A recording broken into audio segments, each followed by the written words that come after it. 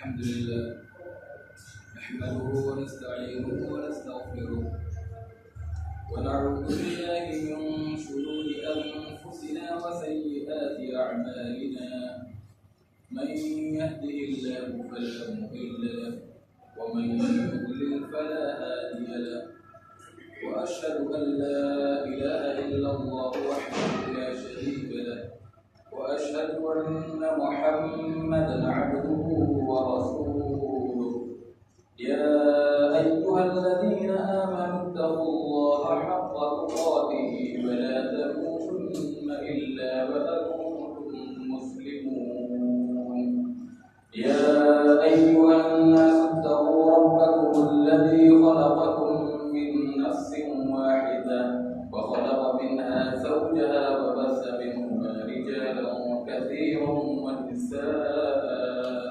واتقوا الله الذي تساءلون به والأرحام إن الله كان عليكم رقيبا يا أيها الذين آمنوا اتقوا الله وقولوا قولا سديدا يصلح لكم أعمالكم ويغفر لكم ذنوبكم ومن يطع الله ورسوله فقد فاز فوزا عظيما أما بعد فإن خير الحديث كتاب الله وخير الهدي هدي محمد صلى الله عليه وسلم وشر الأمور محدثاتها وكل محدثة بدعة وكل بدعة ضلالة وكل ضلالة في النار. أعوذ بالله من الشيطان الرجيم. بسم الله الرحمن الرحيم. قاف والقرآن المجيد بل عجبوا أن جاءهم منذر منهم فقال الكافرون هذا شيء عجيب أإذا متنا وكنا ترابا ذلك رجع بعيد قد علمنا ما تنقص الأرض منهم وعندنا كتاب حفيظ بل كذبوا بالحق لما جاءهم فهم في أمر مريج أفلم ينظروا إلى السماء فوقهم كيف بنيناها وزيناها وما لها من فروج والأرض مددناها وألقينا فيها رواسي وأنبتنا فيها من كل زوج بهيج تبصرة وذكرى لكل عبد منيب ونزلنا من السماء ماء مباركا فأنبتنا به جنات وحب الحصيد والنخل باسقات لها طلع نضيد رزقا للعباد وأحيينا به بلدة ميتا كذلك الخروج كذبت قبلهم قوم نوح وأصحاب الرس وثمود وعاد وفرعون وإخوان لوط وأصحاب الأيكة وقوم تبع كل كذب الرسل فحق وعيد أفعينا بالخلق الأول بل هم في لبس من خلق جديد. معالي السامعين الكرام دینی اور اسلامی بھائی عزیز نوجوان دوستو باحیا پردہ نشین ماں اور بہن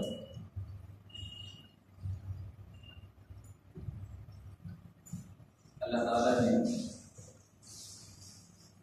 یہ کائنات جس میں ہمارا زندگی گزار رہے ہیں اور اس میں موجود تمام چیزیں پیدا فرمائی بعض کو بعض پر فوقیت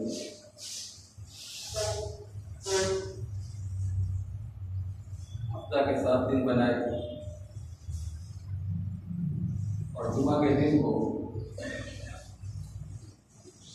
دوسرے دنوں پر فضیلت دی. جمعہ کے فضائل میں یہ بات بات خاص طور پر قابل ذکر ہے کہ ہفتہ کے تمام دنوں میں صرف جمعہ کے نام سے ہی قرآن کریم میں سورہ نازل ہوئی، جس کی رہتی دنیا تک تلاوت ہوتی رہے گی۔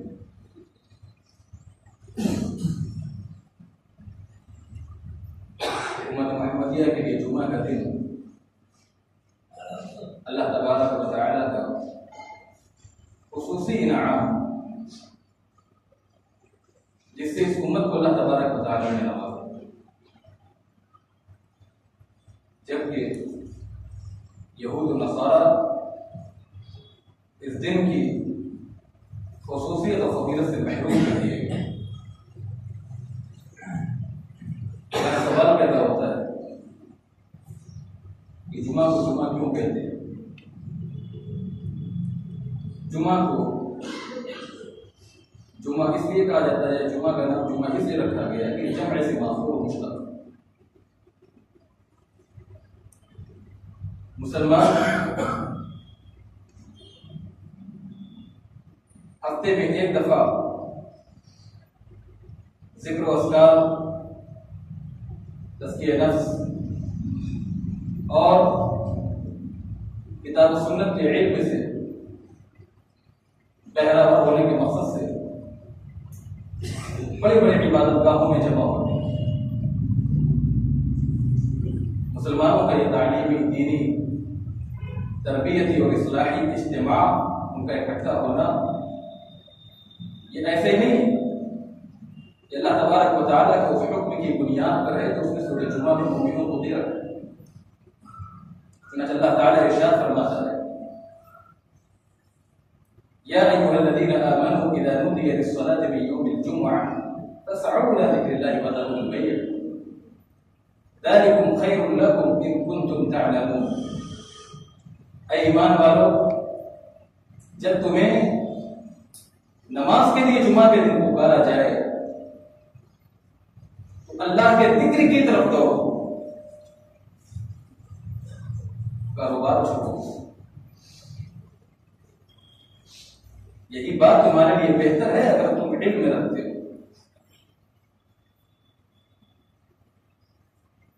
نماز و بہرحال اللہ کا ذکر ہے ہی، لیکن یہاں اللہ کے ذکر سے خصوصی طور پر خطبہ جمعہ مراد ہے۔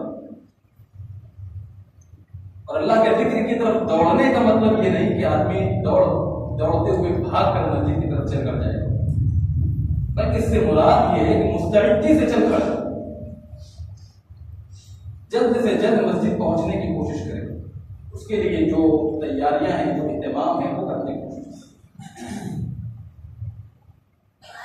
نماز کے لیے مسجد کی طرف بھاگ کر آنے سے، دوڑ کر جانے سے نبی علیہ الصلوۃ والتسلیم نے نمازیوں کو سختی سے منع فرمایا۔ شیخ الاسلام امام ابن القیم رحمہ اللہ ذات المعاد میں فرماتے ہیں، فَيَوْمُ الْجُمُعَةِ يَوْمُ عِبَادَةٍ وَهُوَ فِي الْأَيَّامِ كَشَهْرِ رَمَضَانِ فِي الشُّهُورِ۔ بہت بڑی بات، وَسَاعَةُ الْإِجَابَةِ كَلَيْلَةِ الْقَدْرِ فِي رَمَضَانِ۔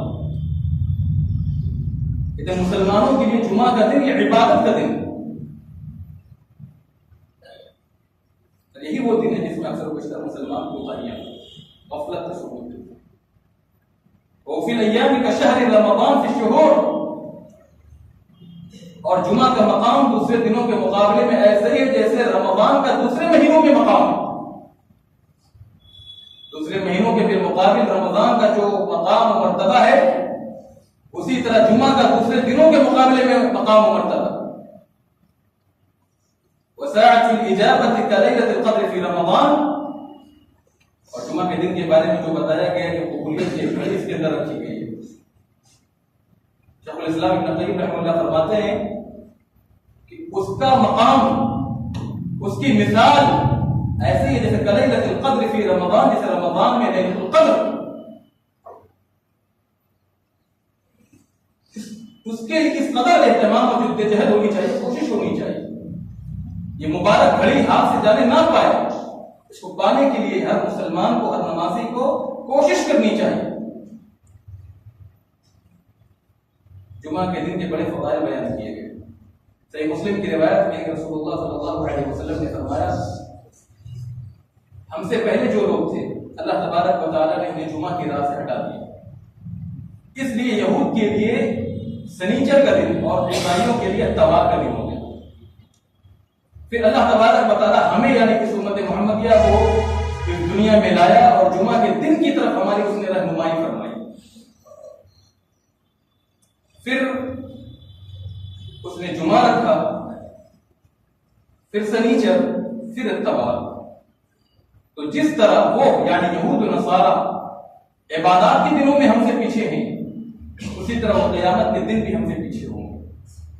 حدیث کے الفاظ ہیں صلی اللہ علیہ وسلم نے فرمایا نحن الآخرون من اہل الدنیا والاولون یوم القیامہ المقضی لهم قبل الخلائق۔ ہم دنیا والوں میں سب سے بعد والاولون یوم القیامہ، قیامت کے دن ہم لوگ سب سے پہلے ہوں گے، جن کا فیصلہ تمام مخلوقات سے پہلے کر دیا جائے گا۔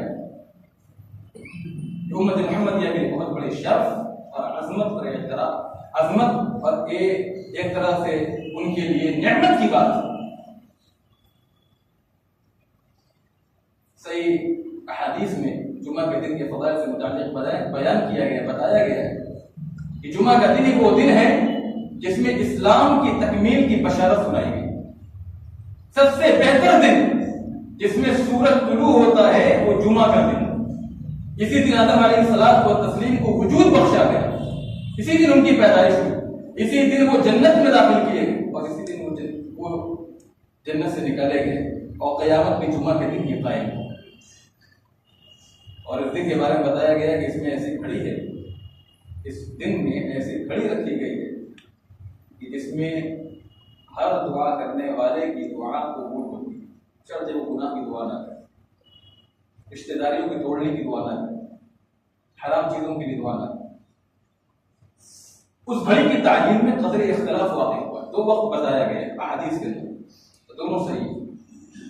ایک وقت دعا کی قبولیت کا امام کے منبر پر بیٹھنے سے نماز جمعہ کے ختم ہونے تک، اور دوسرا جو وقت بتایا گیا ہے وہ عصر کے بعد سے غروب آفتاب تک۔ ممکن ہے کہ نبی علیہ الصلوۃ والتسلیم نے ایک دفعہ وہ وقت بتایا ہو اور دوسری مرتبہ یہ وقت بتایا۔ حافظ ابن حجر رحمہ اللہ کے بقول جمع بین الاحادیث کے اعتبار سے، احادیث کے درمیان تطبیق کے اعتبار سے یہی بات زیادہ واضح اور اولا ہے۔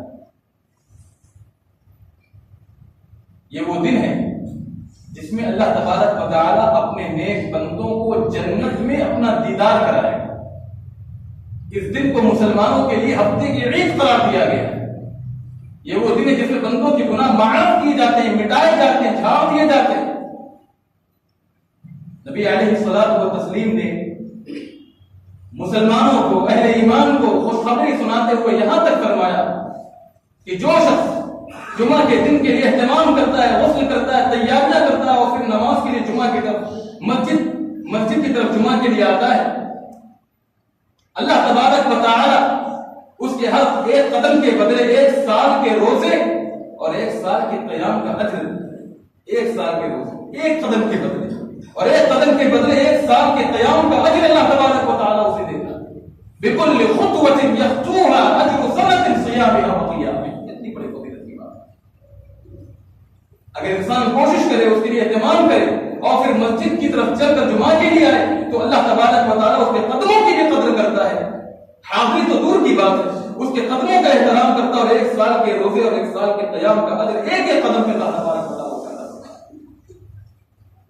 شیخ الاسلام امام ابن قیم رحمہ اللہ فرماتے ہیں کہ جمعہ کے دن کے علاوہ باقی تمام دنوں میں جہنم کو بھڑکایا جاتا ہے، جہنم کو بھڑکایا جاتا ہے۔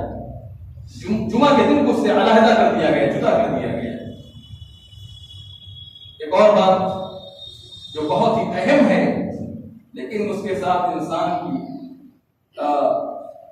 یعنی ایک طرح سے بہت بڑی اس کی آزمائش رکھتی گئی ہے اس نے دوسرے لوگوں کے لیے کہ جمعہ کے دن فوت ہونا یا جمعہ کے دن موت آنا خاتمہ کی علامت قرار دیا گیا ہے۔ کون انسان دنیا میں مرنا چاہتا ہے جمعہ کے دن ہی کیوں نہ، لیکن اگر موت آئے تو اللہ سے دعا کریں کہ جمعہ کے دن آئے، کیونکہ اس دن موت آنا یا جمعہ کے دن رات کو موت آنا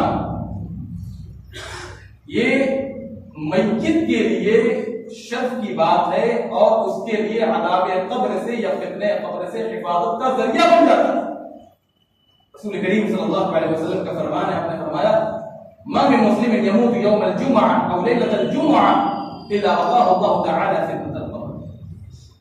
ان تمام فضیلتوں کے باوجود کتنے مسلمان ایسے جو جان بوجھ کر جمعہ کو چھوڑ دیتے ہیں، وہ ایسا کر کے نہ صرف یہ کہ جمعہ کے دن کے فیوض و برکات سے اپنے آپ کو محروم کر دیتے ہیں، محروم رہ جاتے ہیں، بلکہ نبی علیہ الصلوۃ والتسلیم کی مختلف وعیدوں کا اپنے آپ کو مستحق بناتے ہیں۔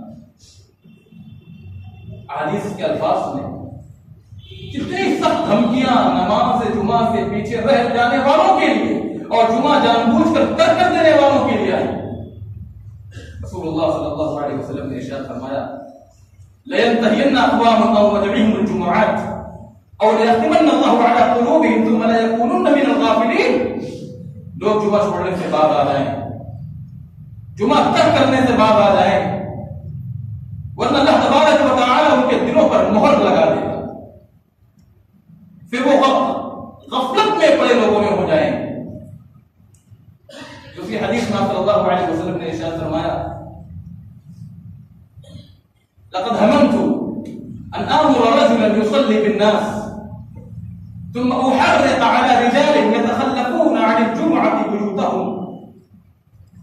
دونوں روایتیں مسلم کی ہیں۔ آپ نے فرمایا کہ میرا ارادہ ہے، میں سوچتا ہوں کہ میں اپنی جگہ لوگوں کی امامت کے لیے کسی شخص کو مامور کروں اور ان لوگوں کے گھروں کو آگ لگا دوں، جلا دوں، خاکستر کر دوں جو جمعہ سے پیچھے رہ جاتے ہیں، یتخلفون عن الجمعة بیوتهم، جمعہ سے پیچھے رہ جاتے ہیں، تاخیر کرتے ہیں، آتے ہی نہیں نماز پڑھنے کے لیے۔ ایک حدیث کے اندر اللہ کے رسول صلی اللہ علیہ وسلم نے اور دردناک بات سناتے ہوئے فرمایا من ترک ثلاث جمع تهاونا ترع اللہ علی قلبہ، جو شخص سستی سے بغیر کسی شرعی عذر کے 3 جمعہ پے در پے چھوڑ دے، بغیر کسی شرعی عذر کے، معقول عذر کے، اللہ تبارک و تعالی اس کے دل پر مہر لگا دیتا ہے۔ میرے اسلامی بھائیوں، ماں اور بہنوں، اسلام میں جس طرح دوسرے عبادات کے آداب و احکام بتلائے گئے ہیں، اسی طرح جمعہ بھی ایک عبادت ہے اور اس کے بھی آداب اور احکام شریعت میں بیان کیے گئے ہیں۔ نبی علیہ الصلوۃ والتسلیم سے ثابت ہے کہ جمعہ کے دن نماز فجر میں امام جو بھی ہو وہ نماز فجر میں سورہ سجدہ اور سورہ طہر پڑھے، لوگوں کو سورہ سجدہ اور سورہ طہر یا سورہ الانسان پڑھ کر سنائے، اس کی تلاوت کرے، یہ نبی علیہ الصلوۃ والتسلیم کی سنتوں میں سے رہا۔ دوسری چیز، دوسرا ادب، یہ نبی علیہ الصلوۃ والتسلیم کی دوسری تعلیم یہ رہی ہے، آپ صلی اللہ علیہ وسلم نے فرمایا کہ مسلمانوں کو جمعہ کے دن کثرت سے درود پڑھنا چاہیے مجھ پر۔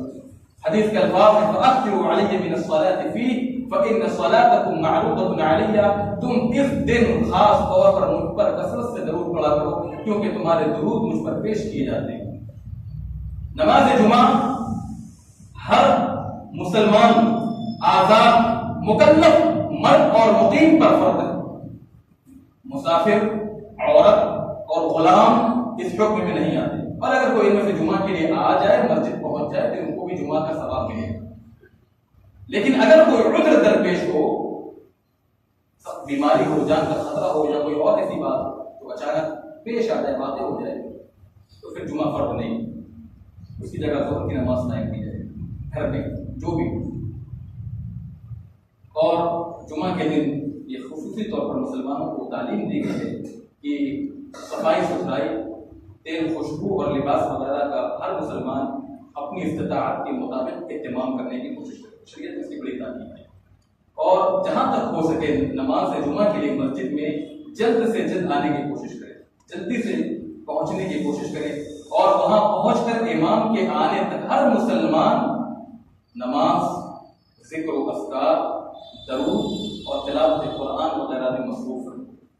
اگر کوئی شخص امام کے پہنچنے سے پہلے مسجد میں داخل ہو جائے یا خطبہ جمعہ کے شروع ہونے سے پہلے مسجد پہنچ جائے تو اسے اختیار ہے جتنی چاہے نفل نماز پڑھے، وہ اس کی قید نہیں آئی ہے، حدیث سے کوئی واضح ثبوت ملتا ہے کہ 2 ہی رکعت پڑھے یا 4 رکعت پڑھے، کوئی اس کو مقید نہیں کیا گیا ہے نفل نماز کے تعلق سے۔ اگر وہ جمعہ کے خطبے سے پہلے مسجد پہنچ جاتا ہے تو اس کو اختیار ہے، اور جمعہ کے بعد 2 رکعت اور 4 رکعت دونوں ثابت ہیں، 2 رکعت بھی اور 4 رکعت۔ لیکن اگر کوئی شخص دوران خطبہ مسجد میں کسی وجہ سے پہنچتا ہے تو اسے چاہیے کہ 2 رکعت پڑھ کر ہی بیٹھے، ایسے نہیں بیٹھنا۔ اور اس دن نبی علیہ الصلوۃ والتسلیم نے مسلمانوں کو سورہ کہف کی تلاوت کی خصوصی آپ نے تاکید فرمائی ہے۔ اس سورہ کی تلاوت کی برکت سے اہل ایمان کو نور فراہم ہوتا ہے۔ اور ایک اہم بات یہ ہے کہ سامعین کے لیے جو سننا بہت ضروری ہے کہ ہر سامعین کو خطیب کی بات خطبے کے دوران بغور سننا چاہیے، یہ نبی علیہ الصلوۃ والتسلیم کی تعلیم۔ ابو ہریرہ رضی اللہ تعالی عنہ فرماتے ہیں کہ اللہ کے رسول صلی اللہ علیہ وسلم نے فرمایا اذا قلت لصاحبك انصت يوم الجمعه والامام يخطب فقد لغوت۔ جمعہ کے دن دوران خطبہ اگر کوئی شخص اپنے ساتھی سے کہتا ہے کہ خاموش رہو انصت فقد لغوت، تو آپ جان لیجیے کہ اس نے لغو اور باطل کا، علماء نے کہا ہے کہ لغو اور باطل کا مطلب یہ ہے کہ وہ جمعہ کے ثواب اور اجر و فضیلت سے محروم کر دیا جاتا ہے اور اس کی جگہ اسے ظہر کی نماز کا ثواب دیا جاتا ہے۔ اس لیے خاموشی کا یہ حکم آغاز خطبہ سے خطبہ کے شروع ہونے سے خطبہ کے اختتام تک ہے۔ دوران خطبہ بات نہ کرنے والی احادیث سے یہ نہ سمجھیں کہ باہر سے آنے والے نئے نمازی کا سلام کہنا اور پھر اس کا جواب دیا جانا، یا مسجد میں موجود بیٹھے ہوئے کسی شخص کا چھینک مارنا اور سننے والا اور پھر اس کا الحمدللہ کہنا اور سننے والے کا سن کر جواب میں یرحمک اللہ کہنا، پھر اس کے جواب میں یہدیکم اللہ ویصلح بالکم کہنا، یا پھر اسی طرح نبی علیہ الصلوۃ والتسلیم کے جو ذاتی اور صفاتی نام ہیں ان کو سن کر صلی اللہ علیہ وسلم پر درود بھیجنا یا صلی اللہ علیہ وسلم کہنا، یہ سبھی امور شاید بنا ہوں گے، ایسا نہیں۔ ہاں البتہ اگر کہیں وہ شخص دوران خطبہ مصروف گفتگو ہو جائے اور آپ اسے دیکھ رہے ہوں تو بغیر کچھ بولے ہاتھ کے اشارے سے آپ اسے منع کر سکتے ہیں، ہاتھ کے اشارے، کیونکہ ممانعت جو اصل میں واقع ہوئی ہے وہ صرف بولنے کی باتیں آئی احادیث کے اندر، بولا نہ جائے، ہاتھ کے اشارے سے ان کو منع کیا جا سکتا ہے، سمجھایا جا سکتا ہے۔ سامعین کے لیے یہ بات جان لینا نہایت ضروری ہے کہ دوران خطبہ امر بالمعروف و نہی عن المنکر کا ثواب بہت ہے، لیکن ان کے لیے خطبے کے دوران جب امام خطبہ دے رہا ہو بولنے کی گنجائش اور اجازت نہیں ہے، وہ نہیں بول سکتے۔ ہاں اگر امام اپنے طور پر اس فریضے کو انجام دینا چاہے تو وہ دے سکتا ہے، امام کو اختیار ہے۔ بہت سی روایت اس سلسلے میں آئی ہیں، سنن ابن ماجہ کی ایک روایت میں اللہ کے رسول صلی اللہ علیہ وسلم منبر پر تشریف فرما تھے اور خطبہ دے رہے تھے، دوران خطبہ ایک شخص داخل ہوا اور لوگوں کے کندھے اور گردنیں پھیلاتے ہوئے وہ آگے بڑھ رہا تھا تاکہ آگے صف میں جگہ مل جائے، بیٹھ جائے۔ اللہ کے نبی صلی اللہ علیہ وسلم نے جب دیکھا کہ اس کی آمد لوگوں کے لیے تکلیف کا باعث بن رہی ہے تو آپ نے فرمایا کہ اجلس فقط آتیت و آنیت، اے شخص جہاں کھڑے ہو وہیں بیٹھ جاؤ، یقیناً تم اپنی ذات سے دوسروں کے لیے تکلیف کا باعث بن رہے ہو، اور ایک تمہاری غلطی اور یہ بھی ہے کہ تم خود تاخیر سے آئے، وہ نہیں تھا، تم نے تاخیر کی اور اب چاہ رہے تو دوسروں کو ان کی جگہوں سے اٹھا کر وہاں بیٹھ جائیں، یہ تمہارے لیے مناسب نہیں، یا تمہاری صحیح نہیں۔ اللہ کے نبی صلی اللہ علیہ وسلم نے فوراً اس کو منع فرمایا۔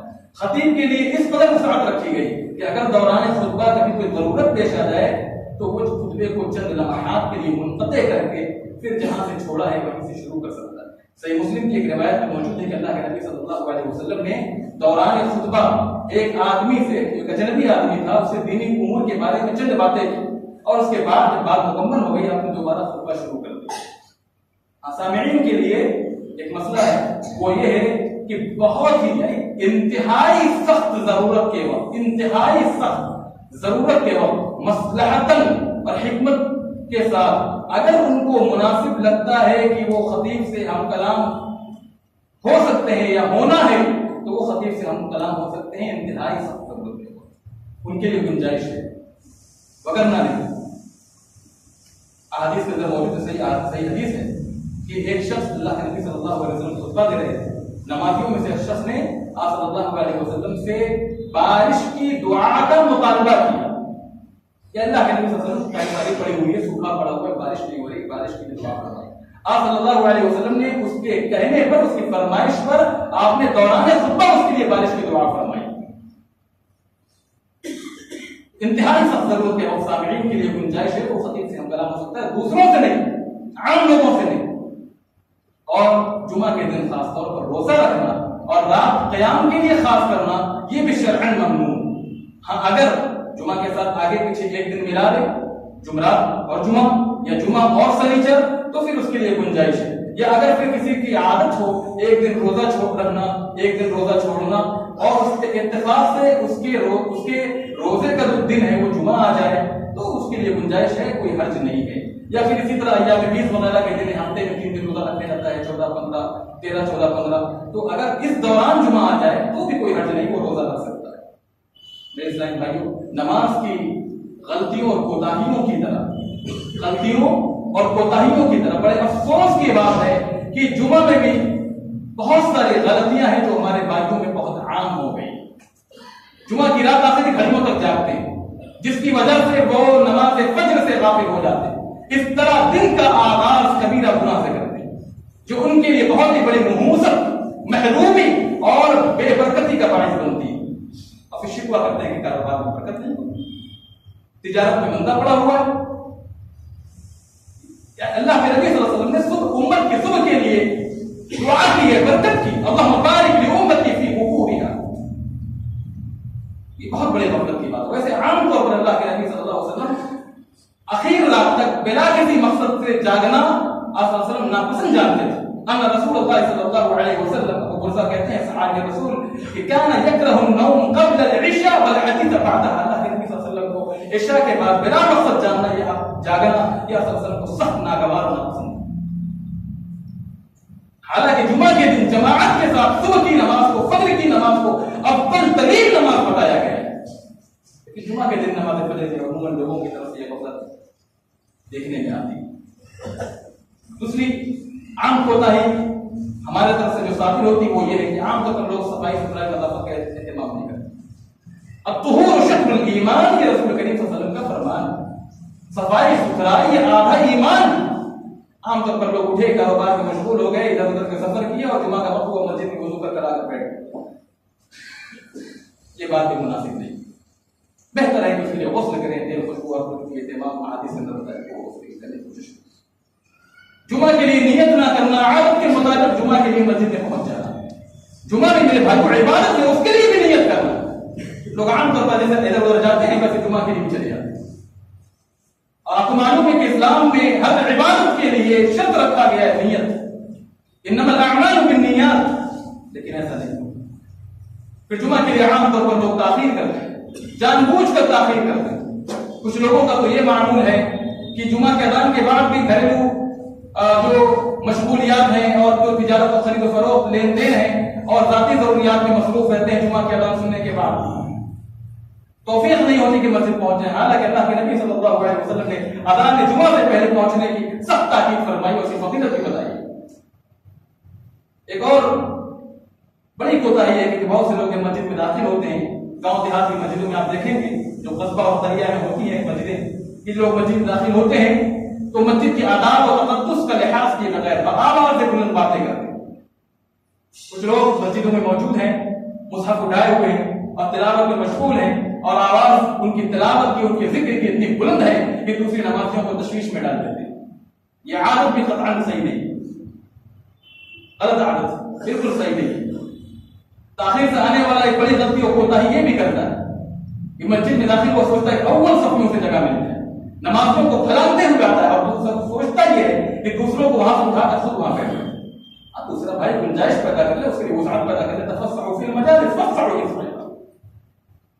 لیکن یوں کہ جب اس کو جبر اٹھا کر وہاں بیٹھا جائے، یہ اقدار صحیح نہیں۔ عام طور پر لوگ دیکھتے ہیں اور جگہ خاص کر لیتے ہیں کہ ہمارے بیٹھنے کی جگہ یہاں کوئی نہ بیٹھے، یہ بڑا فلاں بزرگ بیٹھے تھے، فلاں عالم ہے. کچھ لوگ تیسری صف میں، چوتھی صف میں جگہ خاص کی ہوئی، آگے کی صفیں خالی پڑی ہوئی، جگہ نہیں، جگہ ہے تو بیٹھ، نہیں تو پھر وہاں بیٹھ جائیں، کوئی حرج نہیں، لیکن اپنی جگہ بنائے ہوئے کو تیسری صف میں بیٹھے. یہ بھی بڑی کوتاہی اور غفلت اور یہ عام غلطیوں میں سے بہت بڑی کوتاہی ہے. اور ایک اور خطا یہ ہے، ایک اور غلطی یہ ہے جو اکثر مساجد میں میں دیکھ رہا ہوں، بچپن سے دیکھ رہا ہوں، اور مجھے سمجھ نہیں آ رہا تھا یہ صحیح ہے کہ غلط ہے. بعد میں معلوم ہوا علماء کو سننے اور اسے استفادہ کرنے کے بعد کہ یہ حرکت عام طور پر لوگوں کی غلط ہے کہ مسجد میں جب آتے ہیں اور مؤذن اذان کے کلمات دے رہا، اذان دے رہا ہوتا ہے تو اس کے کلمات کا جواب دینے کے لیے وہ ہاتھ باندھ کر کھڑے ہو جاتے ہیں. احترام وہاں کھڑے نہیں ہونا. مسجد میں داخل ہونے کے بعد مسنون طریقہ یہ کہ آپ فوراً نماز پڑھیں اور نماز کے ادائیگی کے بعد آپ خطبے کے سننے کے لیے بالکل تیار ہو جائیں، کیونکہ مؤذن کی اذان کے کلمات کا جواب دینا یہ سنت ہے اور امام کا خطبہ دینا سننا سامعین کے لیے یہ واجب اور فرض ہے. فاسعوا الى ذکر اللہ وذروا البیع، اللہ کا حکم ہے. لیکن عام طور پر اذان کے کلمات سننے کے بعد لوگ احترام کھڑے ہو جاتے ہیں کہ پہلے اذان کے کلمات کا جواب دے دیا جائے، حالانکہ سنت اور امام کا خطبہ ترک کر دیتے، چھوڑ دیتے، جو ضائع ہوتا یہ صحیح نہیں. اور کچھ لوگ دوران خطبہ عام طور پر دیکھا جاتا ہے کہ پورا خطبہ کہتے ہیں پکاؤ مولوی ہے یا اس طرح خطبہ دیتا ہے. یہ بات صحیح نہیں. وہ اللہ اور اس کے رسول کی باتیں بتاتا ہے، ہم سنیں، کوشش کریں اور اپنا جائزہ لے لیں، اپنا محاسبہ کریں. باقی وہ جو بات ہے کسی پیٹی بات ہو، پرانی بات ہو، لیکن اللہ اور اس کے رسول کی بات، اس کا احترام ہونا چاہیے، اس کو اپنی آنکھوں کی پلکوں پر رکھنا چاہیے. لیکن ہم بڑی آسانی سے اپنی زبان سے ایسی باتیں کہہ دیتے ہیں اور علماء کا بھی احترام نہیں، اور پھر اس کی زبان سے جو باتیں آ رہی سننے میں قرآن و حدیث اس کا بھی احترام نہیں ہوتا. کتنی غلط بات ہے اس طرح کی باتیں کہتے ہیں. کتنے لوگ ہیں جو جمعہ کا خطبہ یوں بیٹھ کر گزار دیتے ہیں، لب و کاموں میں مشغول رہ کر، دنیا میں خیالات میں رہ کر، اور کچھ ایسی ویسی اوٹ پٹانگ حرکتیں کرتے ہیں، کچھ سو کر گزار دیتے ہیں، بے توجہی کے ساتھ پورا وقت نکال دیتے ہیں. نہ صرف یہ کہ وہ اس طرح کر کے جو خطبہ جمعہ کے آداب ہیں اس کی خلاف ورزی کر رہے ہیں، بلکہ ان کا یہ عمل ان کے لیے ثواب سے محرومی کا باعث بھی بن سکتا ہے. چٹائیوں کے دانے سے کھلواڑ کرنا یا ادھر ادھر کنکر پڑے ہوئے اس سے کھلواڑ کرنا یا بے توجہی کے ساتھ پورا وقت گزار دینا خطبے کا، بہت بڑی غفلت اور کوتاہی کی بات ہے. کچھ لوگ گوٹ مار کر بیٹھتے ہیں. گوٹ مار کر بیٹھنے سے بھی اللہ کے رسول صلی اللہ علیہ وسلم نے منع فرمایا. دونوں گھٹنوں کو اٹھا لینا اور اس کے گرد کپڑا لپیٹ لینا یا پھر ہاتھ کا حلقہ بنا کر بیٹھنا، اس سے کیا ہوتا ہے کہ سستی حاوی ہو جاتی ہے. کبھی کبھی بسا اوقات ہوا بھی خارج ہو جاتی ہے، گیس نکل جاتی ہے. تو اللہ کے نبی صلی اللہ علیہ وسلم نے طریقہ یہ بتایا کہ اگر سستی حاوی ہو جائے، نیند کا غلبہ ہو تو پہلو بدل لیا جائے یا پھر کوئی جگہ ہی بدل دیا جائے. اس طرح امام کا خطبہ سننے کے بعد عام طور پر غلطی لوگ یہ کرتے ہیں کہ نماز، دعا، ذکر و اذکار کا اہتمام کی بجائے نفل نماز پڑھے، نمازوں کو پھیلاتے ہوئے مسجد کے دروازے پر پہنچتے ہیں، چھٹکارا مل جائے، جان چھوٹ جائے. اب وہاں پہ جا کر بھیڑ میں دھکا پھیل کرتے ہیں، ایک دوسرے کو دھکا دھکی کرنا، شور شرابہ کرنا، یہ مسجد کے آداب کے خلاف. کچھ لوگوں کا یہ عادت ہے، یہ طریقہ ہے کہ وہ جمعہ کے دن خاص طور پر اپنے والدین کے قبروں کی زیارت کرتے ہیں. قرآن و حدیث اور سلف صالحین کے آثار صحیحہ سے اس کا ثبوت نہیں ملتا، اس لیے اس قسم کے عمل سے احتراز بہتر ہے. ہاں، دعاؤں کی قبولیت کے لیے قبرستان جانا یا قبروں کی زیارت کرنا یہ شرط نہیں قرار دیا گیا ہے. ویسے انسان چاہے تو بغیر کسی دن خاص کے اپنے والدین کے قبروں کی زیارت بھی کر سکتا ہے اور ان کی قبروں پر جا کر دعائیں مغفرت ان کے لیے کر سکتا ہے، لیکن جمعہ کے دن خاص طور پر جانا یہ قطعاً مناسب نہیں. اللہ تعالیٰ سے دعا کرنا چاہیے کہ الہ العالمین ہم تمام مسلمانوں کو اسلام اور اسلامی تعلیمات پر زندہ و تابندہ رکھ. جب تک ہم مسلمانوں کو دنیا میں زندہ رکھ، کلمہ توحید پر زندہ رکھ، ہمارا خاتمہ کلمہ توحید لا الہ الا اللہ محمد رسول اللہ کرو. اقول قولي هذا فاستغفر الله لي ولكم ولسائر المسلمين من كل ذنب فاستغفروه انه هو الغفور الرحيم. بارك الله لي ولكم في القرآن العظيم ونفعني واياكم بالايات والذكر الحكيم انه تعالى جواد منكم.